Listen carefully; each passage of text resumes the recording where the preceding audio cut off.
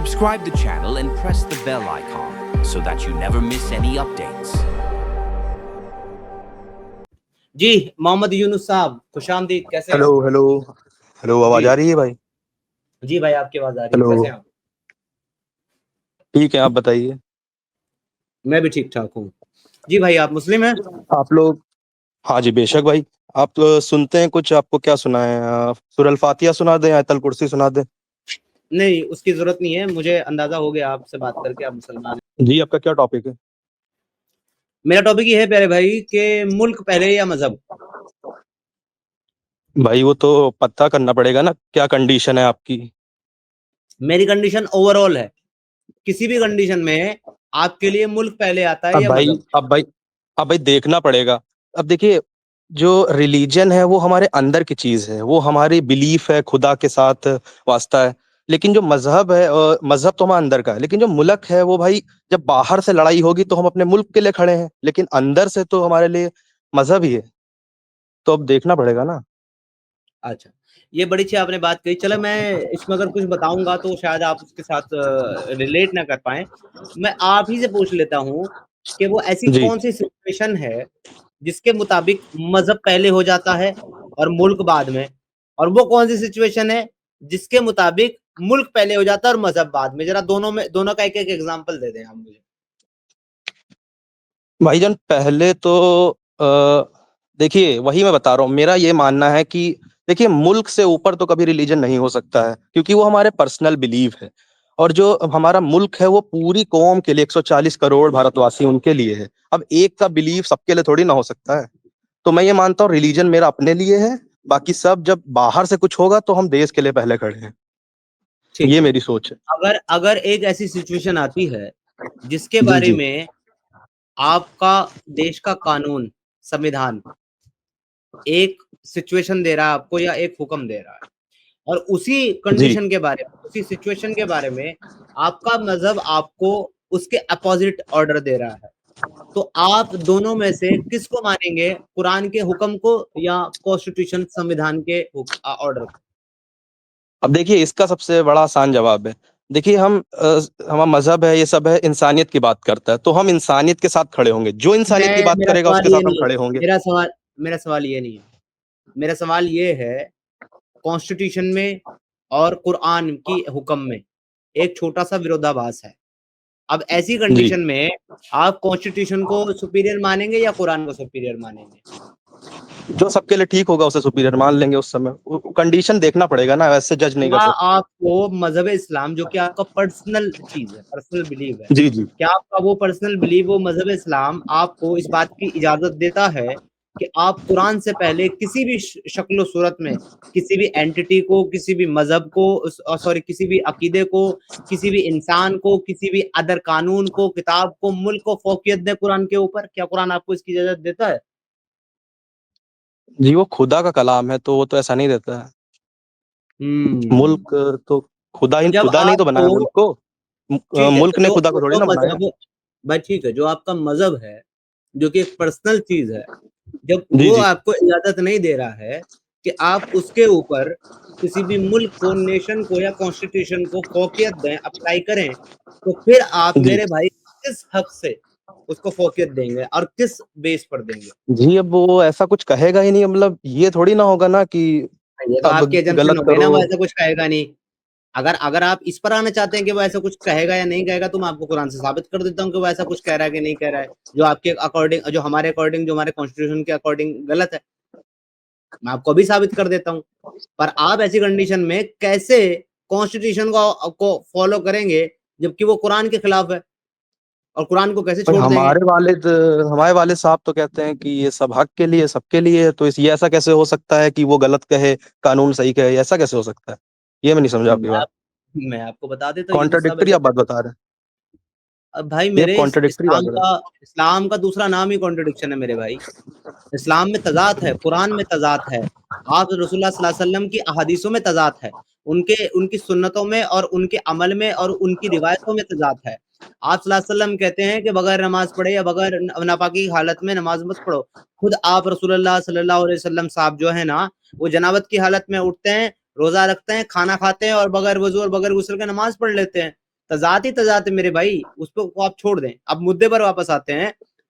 ये जो जी आपके सामने कुरान की एक आयत है, वो ये कह रही है कि आप जी किसी भी सूरत हाल में जानबूझ करके एक मुसलमान की आप हत्या यानी कि उसका कत्ल नहीं कर सकते। अगर आपने ऐसा किया तो उसका बदला जहन्नम है, आपको जहन्नम जाना हाँ पड़ेगा। जी, बेशक वो खुदा पे ईमान लाता है तो उसको नहीं मानना चाहिए, किसी को भी नहीं हाँ, मानना चाहिए। 1, 2, 3, 4 दिन के लिए नहीं, हमेशा के लिए जहन्नुम में रहना पड़ेगा अगर आपने जी, किसी मुसलमान को जानबूझकर कत्ल कर दिया। ठीक है सर? नहीं तो हम कहते हैं बिस्मिल्लाह बिन रहमान रहीम, वो माफ करने वाला है तो हमेशा के लिए नहीं, नहीं, क्यों अरे जन्नत भाई जहन्नुम में डालेगा? देखो ठीक है मेरे भाई, अल्लाह रहमान है, रहीम है, वो ठीक है, बात वो नहीं कर रहा हूँ। मैं अभी एक इंसान की हैसियत जी से आपसे पूछ रहा हूँ कि कुरान जी आपको ये कह रहा है कि आप किसी भी हालत में जानबूझ करके एक ईमान वाले का कत्ल नहीं कर सकते। अगर आपने ऐसा किया तो आपको हमेशा की जहन्नम में रहना पड़ेगा। ठीक है? जी, ये बात बिल्कुल सही है। हाँ सही है तो अब बिल्कुल। आपसे पूछना चाहता हूँ कि अगर हमारे जी पड़ोसी मुल्क अगर हमारे मुल्क पर अटैक करता है, हमला जी करता है, और आप वहां पर देश की सरहद पर एक फौजी बनकर के हथियार लेकर के देश की सरहदों की हिफाजत के लिए खड़े हुए हैं। उधर से सामने से पाकिस्तानी या फिर अफगानिस्तानी या कोई भी पड़ोसी मुल्क का एक मुसलमान फौजी आपके देश के ऊपर अटैक कर रहा है। अब ऐसी कंडीशन में आप उस मुसलमान फौजी को कत्ल करेंगे या उसे अपने मुल्क में घुसने देंगे? जी, अगर बतौर फौजी अगर मैं वहाँ खड़ा हूँ तो बिल्कुल मैं उसे पहले मारूंगा, कत्ल करूंगा, क्योंकि वो मेरा धर्म है। ये मैंने भारत से सीखा है। अब ऐसा थोड़ी ना करेंगे कि उसे आने देंगे, वो हमारा दुश्मन है। वो यहाँ बेकसूर लोगों को बहुत मारता है, निहत्थे पे वार बहुत अच्छी करता है। बात है, लेकिन ऐसा आप करेंगे मुल्क के लिए, क्योंकि आप एक हिंदुस्तानी हैं, जी हिंदुस्तानी जी फौजी जी हैं और आप अपने देश की हिफाजत के लिए वहां खड़े हुए हैं, तो आप उसको कत्ल कर देंगे एज अ बिल्कुल इंडियन, राइट? बिल्कुल। लेकिन क्या एज अ मुसलमान आपको इस्लाम ये हक दे रहा है या ये इजाजत दे रहा है कि आप दूसरे मुसलमान का कत्ल कर दें? हाँ, ये बात भी सही है, मुसलमान का कत्ल नहीं करना चाहिए, लेकिन मेरी नज़र में वो मुसलमान है ही नहीं, वो मुनाफिक है। ये आपको हक किसने दिया कि आप दूसरे को मुनाफिक कहें या मुसलमान कहें या काफिर कहें? अरे भाई, वो बेकसूर लोगों को मारता है, निहत्थों पे वार करता है, तो वो कैसे अच्छा इंसान भी नहीं, वो राक्षस है। एक ये क्राइटेरिया कुरान ने कहाँ वो दिया है? मुसलमान कैसे हुआ? ये क्राइटेरिया कुरान ने कहाँ दिया है? ये देखो, ए अब ईमान भाई वालों, मैं निकाला नहीं तुम हूँ, अल्लाह मुझे के सर्च रास्ते करना में पड़ेगा। जिहाद के लिए निकलो तो छानबीन कर लिया करो, और जो जी तुम्हें सलाम करें उसे ये ना कहो कि तुम ईमान वाले नहीं हो। अगर वो सिर्फ सलाम कर दे तो उसके बाद तुम उसको ये नहीं कह सकते कि तुम ईमान वाले नहीं हो। आप तो एक पूरे जिंदा इंसान को ये कह रहे हो कि वो मुसलमान नहीं है। आपको ये हक किसने दिया? आपका कुरान तो नहीं दे रहा आपको ये हक। भाई, जी यूनुस भाई। पाकिस्तानी तो ये सब गलत काम करते हैं। अरे तो वो पाकिस्तानी यार सिर्फ गलत गलत काम काम करते करें हैं, या हमला सही करते हैं, काम आतंकवादी। करें, भाई मेरे, अगर एक मुसलमान गुनाह करता है, हम्म। जिना करता है, चोरी करता है, जी झूठ बोलता है, तो उसकी सजा है। जी और अल्लाह चाहे तो अपने रहम करम से उसको माफ कर सकता है। सूरह अन-निसा आयत नंबर 48 में अल्लाह कहता है कि अल्लाह जो गुनाह चाहेगा वो माफ कर देगा, सिवाय शिर्क के। शिर्क का गुनाह अल्लाह कभी माफ नहीं करेगा अगर इंसान शिर्क की हालत में ही मर गया। लेकिन उसने अगर तौबा कर ली और इस्लाम पर वापस लौट आया, जी। शिर्क करना छोड़ दिया, तो अल्लाह माफ कर देगा। लेकिन ये शिर्क का गुनाह ऐसा गुनाह है जिसको अल्लाह अगर शिर्क करते हुए मर गया तो कभी माफ नहीं करेगा। इसके अलावा दुनिया का कोई भी गुनाह इंसान करते हुए मर गया, उसको अल्लाह माफ कर देगा। तो मेरे भाई, वो तब भी मुसलमान ही रहेगा। एक मुसलमान अगर शराब पीता है वो गुनाह है, लेकिन वो तब भी मुसलमान ही है। एक जी, मुसलमान अगर ज़िना करता है तो वो गुनाह है, उसकी सजा उसको मिलेगी, या अल्लाह माफ कर दे अपने फजल से, लेकिन वो तो तब भी बेकसूर को मुसलमान मारने ही है। वाला कैसे मुसलमान होगा? किसको? बेकसूर को मारने वाला कैसे मुसलमान होगा? मेरे भाई, ये कहीं क्योंकि लिखा है क्या? आपको आप हाँ, मैं बता रहा हूँ ना आपको मनाही की गई है एक मुसलमान को कत्ल करने की, एक काफिर को नहीं।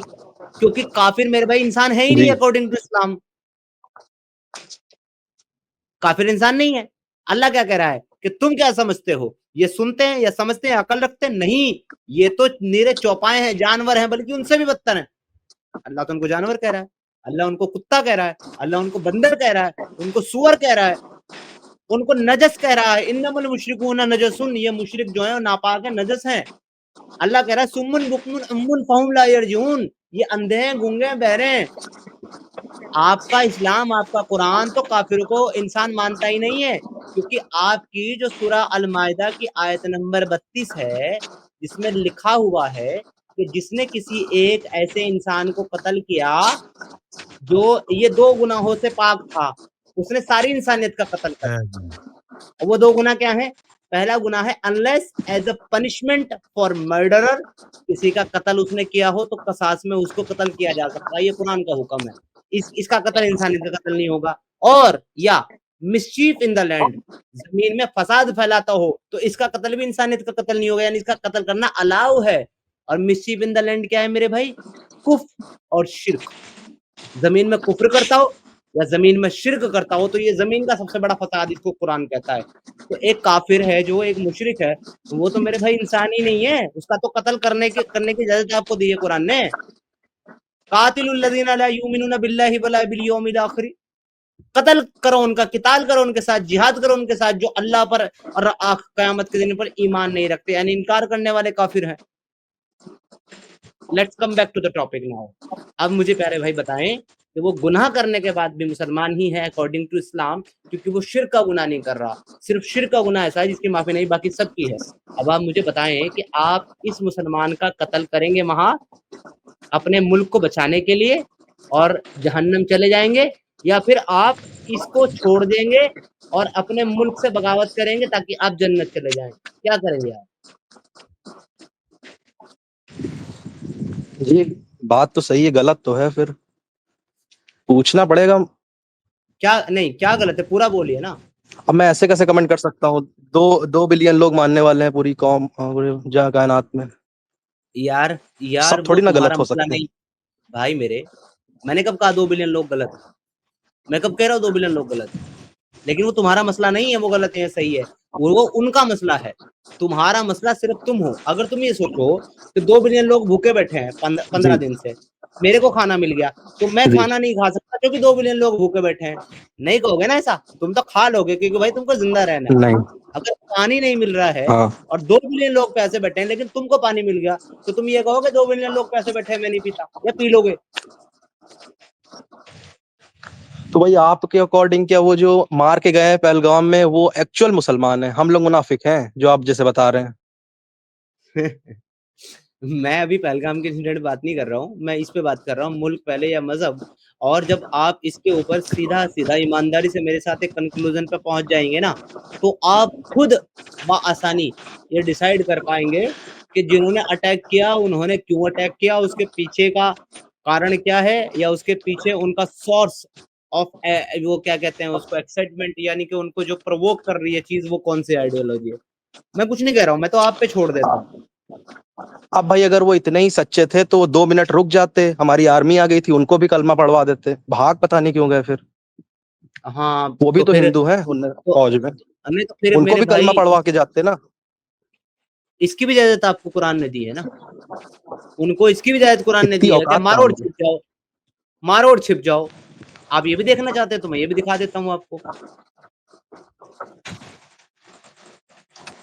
सूरह अत-तौबा आयत नंबर 9 की 5 कहती है कि इन काफिरों की घात में, घाटी घाटी में छिप कर बैठो और जगह जगह पर इनके लिए जो है जी वो लगा दो पहरे, जहां भी तुमको नजर आ जाए इनको कत्ल करो। तो घाटी घाटी में छिप कर बैठना और कत्ल करने का हुक्म जो है मेरे भाई वो आपका कुरान दे रहा है, इसलिए वो कर रहे हैं।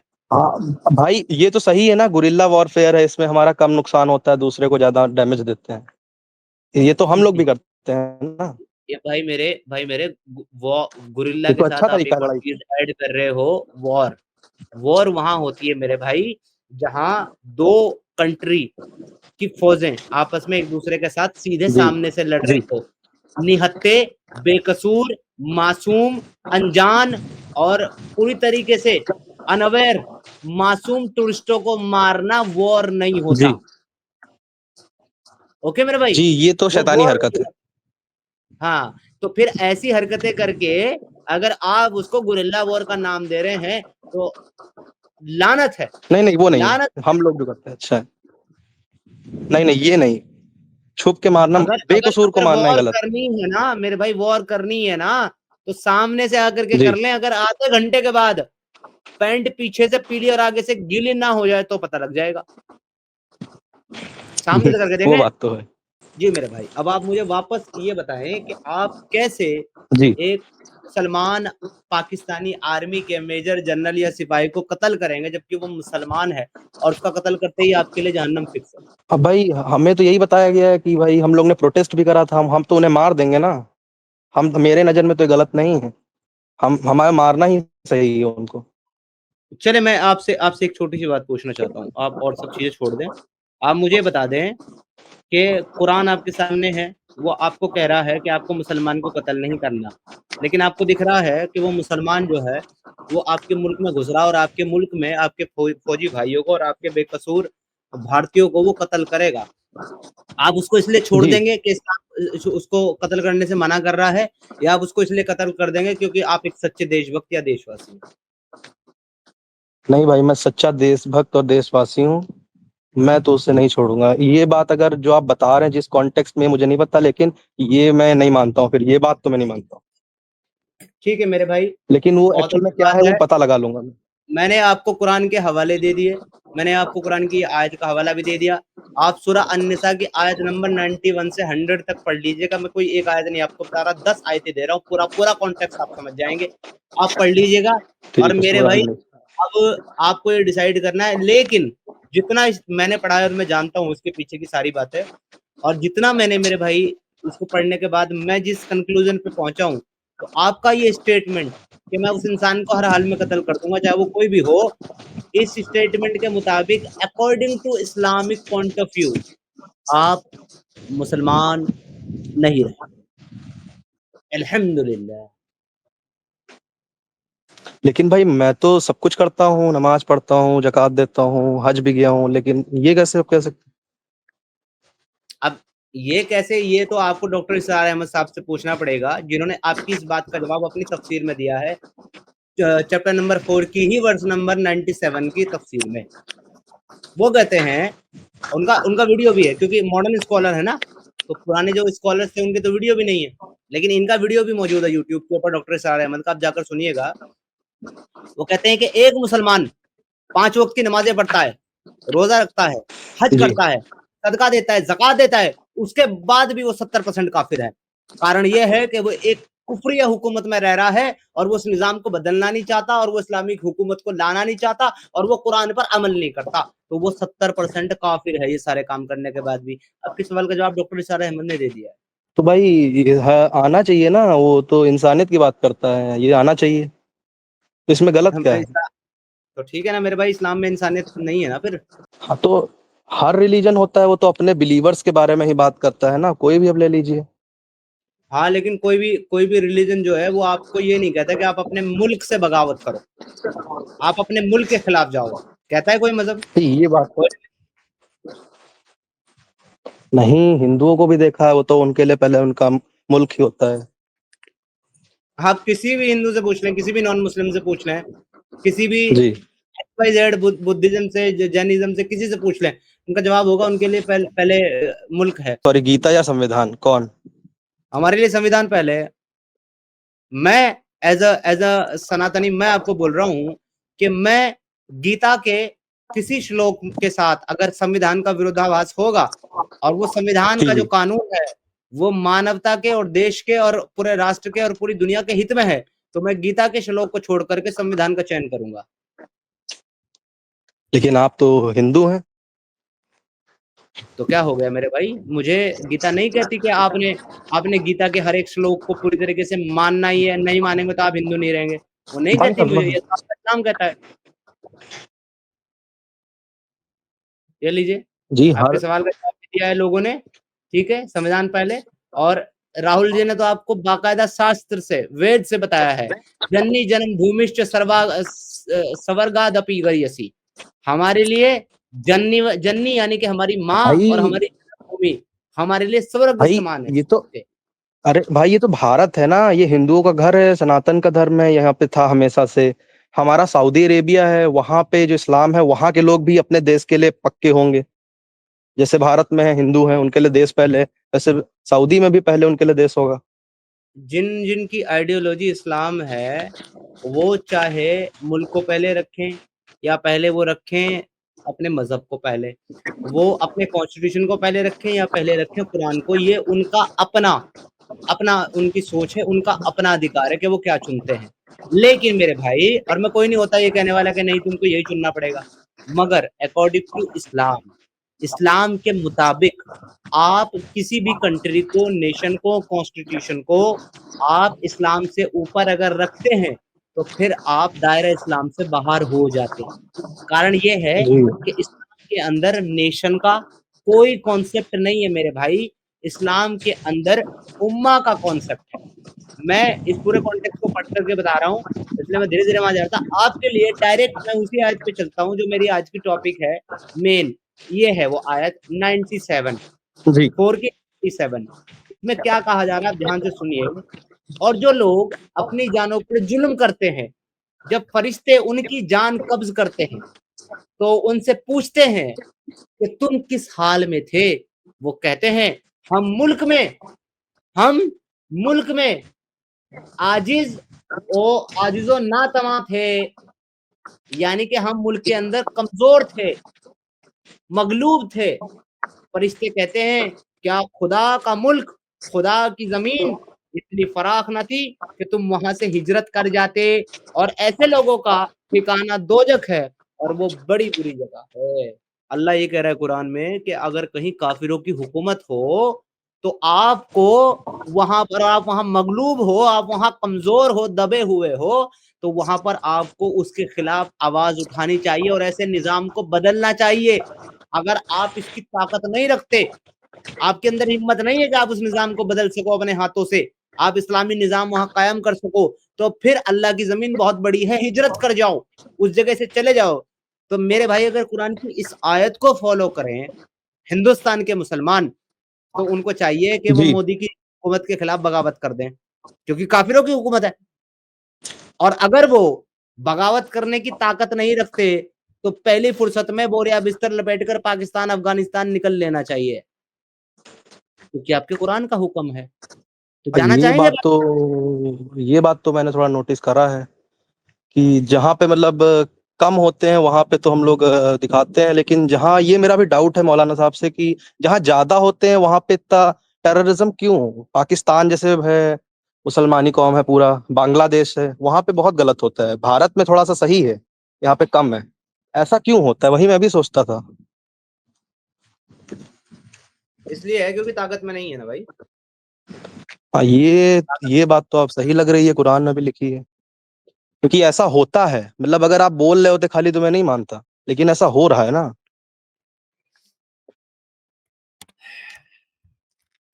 तो आपको लगता है कि एक मुसलमान के लिए उसका मुल्क, अगर वो पक्का सच्चा मुसलमान है और वो अल्लाह के कलाम की और अल्लाह के इस कुरान की एक एक आयत को फॉलो करता है, तो क्या उसके लिए उसका मुल्क पहले हो सकता है किसी भी सूरत हाल? नहीं भाई, ऐसा करेगा तो नहीं होगा, क्योंकि भाई अच्छा इंसान बने फिर अपने दीन को फॉलो करे ना। पहले पहले वो दीन को ले आएगा तो दिक्कत हो जाएगी। चल, अच्छा लगा आपसे बात करके। आप जो है मेरे भाई, एक इंसान तो बहुत अच्छे हैं, मगर जी जी। सद अफसोस कि आप एक मुसलमान बहुत अच्छे नहीं हैं।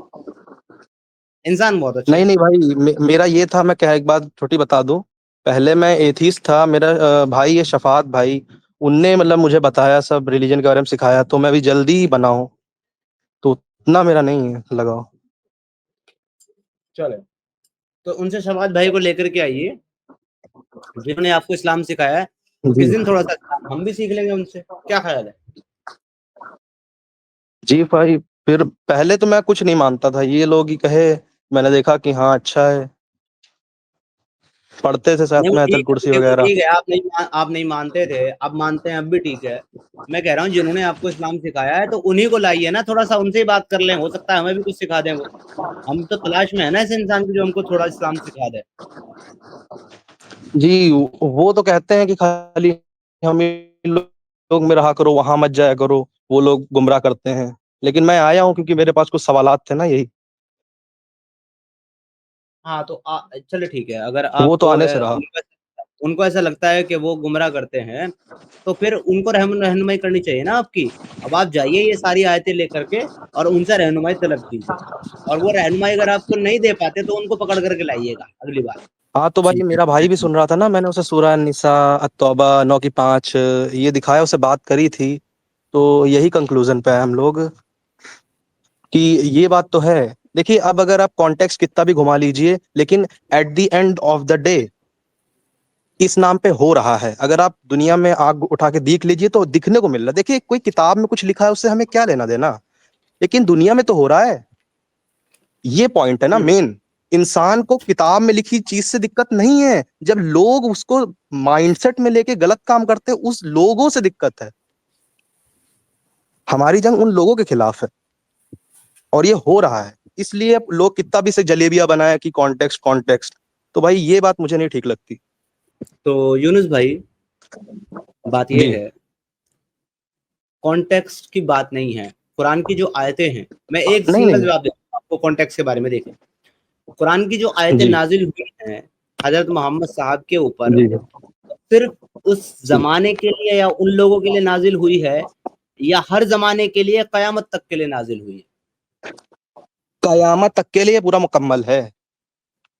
तो फिर कॉन्टेक्स्ट तो रहता ही नहीं है ना। कयामत तक के लिए, कयामत तक के लिए नाजिल है, हमने सुना है। बिल्कुल। जब कोई किताब कयामत तक के लिए हुक्म है, तो फिर उसमें कॉन्टेक्स्ट की तो हाँ हाँ बात ही नहीं आती ना। उसके बारे में कॉन्टेक्स्ट में ये भी बात बात है। करना, कोई पर्टिकुलर एक चीज के साथ उसको रिलेट करना, तो उसको एक तरीके से जो है ना लिमिटेड कर देना है कि भाई बस ये इसी के साथ थी। अरे वो जी जी किस जी जी मौके पर आई, जी किस वजह से आई, किसके लिए आई, इट डजंट मैटर। लेकिन जब ये महसूस हुआ कि इस वक्त ये आयत आनी चाहिए ताकि लोगों को ऐसी सिचुएशन के बारे में जी रहनुमाई जी। हो पाए, तो वो आयत जो है जैसे मैं एक मिसाल देना चाहता है, लेकिन वो सिर्फ उनके लिए नहीं आई है, वो कयामत तक के लिए आई है। जब भी वो सिचुएशन होगी उस आयत हूँ। को जी फॉलो किया जाएगा। जी। एक मैं मिसाल राइट दे दूं और छोटी सी। अगर मुसलमान से, हाँ जी बिल्कुल सही बात है, एक मिसाल दे दूं। अगर आप मुसलमान भाई से पूछोगे कि क्या शराब पीना हराम है कि हलाल है, तो वो सीधा बोलेगा कि हराम है। अब उससे वो ये नहीं कहेगा कॉन्टेक्स्ट क्या, वो ये कहेगा कयामत तक के लिए हलाल हराम है। इसमें कोई डाउट ही नहीं है। कुरान क्या है, ऑर्डर है। इनके खुदा की तरफ से ये ऑर्डर है, ना कि ऐसे कोई बात मतलब किसी ने लिखी नहीं है जैसे कि और स्क्रिप्चर्स में लोग लिखते हैं। ये ऑर्डर है, कयामत तक के लिए है। अब हम इसमें कोई इफ एंड बट नहीं कैसे कर सकते। अगर हम इफ एंड बट करते हैं तो हम लोग खुद ही इस्लाम से निकल जाते हैं। बिल्कुल ठीक है आपकी बात। तो यूनुस भाई, जैसे कि आप क्रॉस हाँ चेक हाँ करने गए थे, आपने क्रॉस चेक किया, तो हाँ। बताइए 9 की फिर। 5 तो क्लियरली कह रहे हैं। हाँ, तो फिर आपका नहीं भाई, डिसीजन क्या पहले ही मैं मानता नहीं था, अभी मैं पिछले साल ही आया था। 1 साल ही हुआ है मुझे मुसलमान बने हुए, मैं मोमिन भी नहीं हूँ। है? मैं कह रहा हूँ यूनुस भाई, आपको आगे भी मोमिन बने रहना है, मानना है ऐसे हुक्म को, ऐसी किताब को आपने। नहीं भाई, इंसानियत पहले भाई। ये सब अगर ऐसे पाकिस्तानियों को देख लें जो कुछ हैं, मतलब कुछ लोग तो अच्छे होंगे लेकिन 99.99% जम्प्स हैं पाकिस्तान में। भाई अगर ऐसी सोच वाले मुसलमान होते तो भाई मुझे नहीं रहना।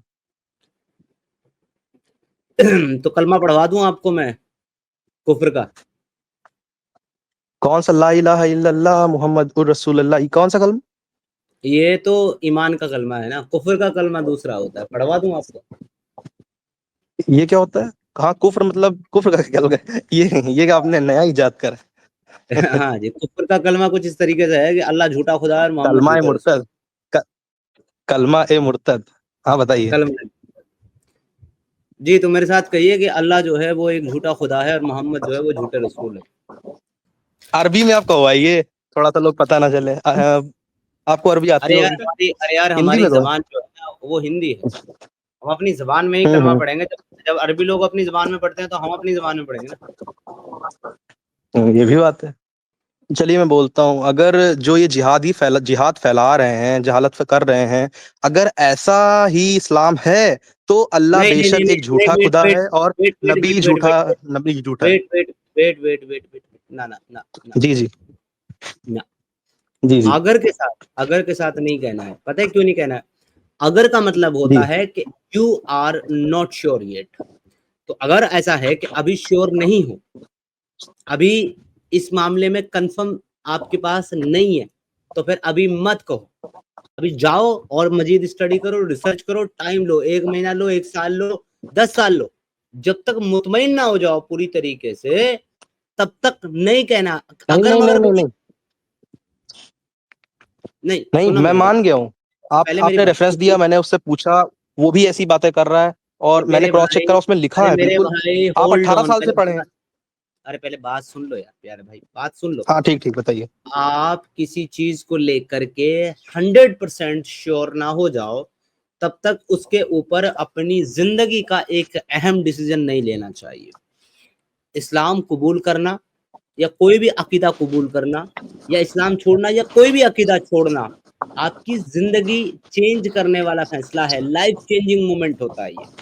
इसको अगर मगर पे अगर आप लोग हैं ना मेरे भाई, तो ज्यादा दिन टिक नहीं जा पाओगे। जैसे कि आपने बताया कि आपने 1 साल पहले इस्लाम कबूल किया था, मेरे ख्याल से अगर मगर पे ही किया था, इसलिए 1 साल भर भी नहीं खींच पाए आप उसको। अब अगर छोड़ोगे, तो अगर मगर पे छोड़ोगे तो फिर वापस जाने का खतरा है। इसलिए पहले पूरी तरीके से रिसर्च करके श्योर हो जाओ। अगर श्योर नहीं हो तो हो जाओ, तब छोड़ो। और अगर हो तो फिर अगर नहीं मगर मत बोलो, फिर सीधा बोलो अल्लाह एक झूठा खुदा है, मोहम्मद एक झूठा रसूल है, बात खत्म, एंड ऑफ द टॉपिक।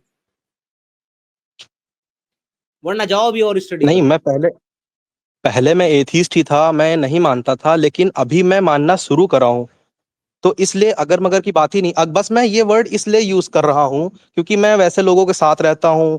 ठीक, मेरे वालिद हैं, वालदा हैं, मेरे भाई है, इसलिए थोड़ा सा वैसा अजीब लगता है बोलने में, लेकिन मैं ऐसे अंदर से बाय हार्ट तो पूरा श्योर हूँ, लेकिन थोड़ा अजीब लगता है ना, तो इसलिए। अजीब क्यों वो आप लगता है समझ मेरे सकते हैं, आप भाई? 18 साल रहे हैं, आप 18 साल रहे हैं, आप तो ज्यादा समझेंगे ना। अरे तो आपको अपने घर जाके थोड़ा ना बताना है यार, हद होती है। हाँ आपने आपको घर जाके थोड़ा ना बताना है ये सब चीज। आपके घर वाले भी मुसलमान हैं क्या यूनुस भाई? बिल्कुल। हाँ। आपकी मतलब पूरी फैमिली कन्वर्ट हो गई इस्लाम में? नहीं, दादाजी नहीं थे। मतलब अरे मतलब आपके वालिद वालदा हाँ हाँ हाँ, अब सब हाँ कन्वर्ट हो हाँ, गए इस्लाम में? Main family. अच्छा, हाँ पहले हिंदू थे आपके वालिद वालदा? बिल्कुल, मेरे दादाजी। क्या हूँ, आपके जो फादर थे उन्होंने हाँ इस्लाम हाँ एक्सेप्ट किया था, फिर हाँ इसके हाँ बाद हाँ, आप बिल्कुल मुसलमान बने, या फिर आपके पैदा बिल्कुल। होने के बाद आप सबने मिलकर इस्लाम एक्सेप्ट किया था? नहीं, जब मैं पैदा हुआ तब थे, पहले करा था। पहले करा था आपके वालिद ने और आपकी वालदा ने? जी, मैं बाहर आपके रहता था ना, तो मैं एथिस्ट था, अब हुआ। पैदा होने से पहले आप बाहर रहते ज्यादा थे? मैं जानता नहीं, बाहर क्या। आप पैदा होने से नहीं, पहले उसके बाहर बाद रहते मैं ज्यादा उनके साथ रहा नहीं हूँ। नहीं, उसके थे? बाद मैं ज्यादा रहा नहीं हूँ ना, अभी हॉस्टल में हूँ। यूनुस भाई एक एक करके चलते हैं। आपकी फैमिली जी, ने इस्लाम कब एक्सेप्ट किया, आपके पैदा होने से पहले कि पैदा होने के बाद? पहले। आपकी जो वालदा हैं वो मुसलमान थी, या उन्होंने भी सनातन को, हिंदुइज्म को छोड़ करके मुसलमान बनी? वो तो हिंदू थी, मैरिज से ओके, पहले। ओके। और आपके फादर मैरिज से पहले हिंदू थे कि मुसलमान थे? अरे वो भी हिंदू थे। तो आपके फादर और आपकी मदर हिंदू थे हाँ और फिर बाद में वो मुसलमान बने, क्यों? जी, उनके दोस्त थे ना, मेरे पापा के दोस्त थे। आसपास, मतलब ये इलाका है ना, अब जगह भी बताऊं क्या। नहीं नहीं, जगह मत बताओ, मैं कह रहा हूँ वो क्यों बने मुसलमान, कारण क्या था उसका? अरे उनके आसपास सब लोग यहीं पे हैं, अच्छा, तो मतलब उनके आसपास दोस्त के थे ना गांव मेरे से पापा के। इन्फ्लुएंस हो हाँ हाँ करके? हाँ हाँ, मेरे पापा वो दोस्त थे ना उनके, मुस्लिम 5-6। Okay, okay. आपकी मम्मी आपके जी। पापा की वजह से बन गई होगी, राइट? हाँ, बाद में, वो तो मैरिज के बाद बनी, तो पापा फिर तो बने ना। फिर आप तो बाय बर्थ मुसलमान हुए ना, अब ये क्यों कह रहे हो मैं 1 साल से मुसलमान बना?